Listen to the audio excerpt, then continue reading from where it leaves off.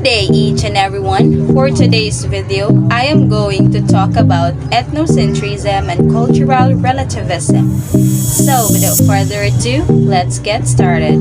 To start with, let us first define what do you mean by ethnocentrism. So ethnocentrism means judging another culture solely by the values and standards of one's own culture, which means that we are basing our judgment on that particular group of people or culture with our own beliefs without considering their culture.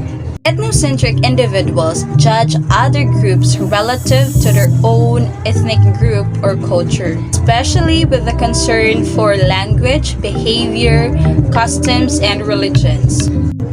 These ethnic subdivisions and distinctions serve to define each culture's ethnicity's unique cultural identity.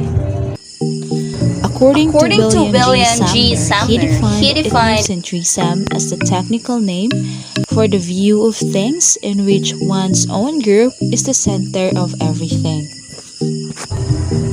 and all others are scaled and rated with reference to it. He further characterized it as often leading to pride, vanity, beliefs of one's own group's superiority, and contempt of outsiders. In the study of anthropology, people born into a culture grow up absorbing the values and beliefs of their culture will develop a worldview that considers their culture as the norm or the standard. If people then experience other cultures that are different from their values and their normal behaviors, they will find that the thought patterns appropriate to their birth culture are not appropriate for the new culture. To further understand what ethnocentrism means, I have here one example of ethnocentrism. So we have here judging women's cultural outfit. So women's outfit differs significantly across cultures and societies. While many of us might say it's a woman's right to decide what she wants to wear and we should respect her no matter what, but in different cultures, we have also different views on this outfit. Plenty of Europeans women think that it's very normal to wear bikinis at the beach. But for those conservative nations, they always think that women should always cover their head or their hair.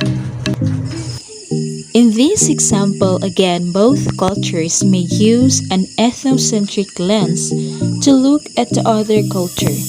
One culture might say that's oppression of women, while the other says that outfit is immodest. So sometimes we need to accept other cultures with an open mind and try to see where their culture is coming from. So next term we have is cultural relativism. So what is cultural relativism? So it is a principle that an individual person's beliefs and activities should be understood by others in terms of that individual's own culture. So we have here Franz Boas. So he was an American-German anthropologist who establishes this term in the first few decades of the 20th century, and later on it was popularized by his students. Cultural relativism was in part a response to ethnocentrism. So ethnocentrism may take obvious forms in which one consciously believes that one's own people's art are the most beautiful, the values the most virtuous, and the beliefs the most truthful.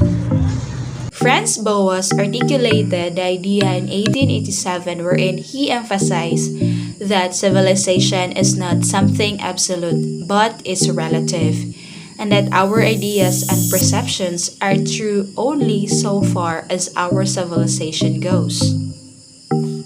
He argued that one's culture may mediate and thus limits one's perceptions in less obvious ways. So I have here an example of cultural relativism. So we have religious beliefs and arranged marriages. So there are practices of religions and marriages that are acceptable in some cultures but not in others. However, this does not qualify individuals to criticize their own practices. However, they tolerate them as they are. So, the totality of the mental and physical reactions and activities that characterize the behavior of the individuals composing a social group collectively and individually in relation to their natural environment, to other groups, to members of the group itself, and of each individual to himself.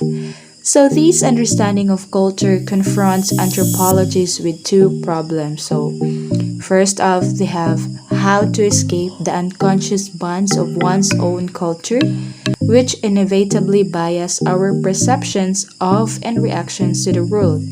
And second, how to make sense of an unfamiliar culture. In generalization, When we say ethnocentrism, it is the tendency to use one's own culture as a yardstick for judging the ways of other societies. while when we say cultural relativism, it tries to understand others' culture without judging them by our own culture.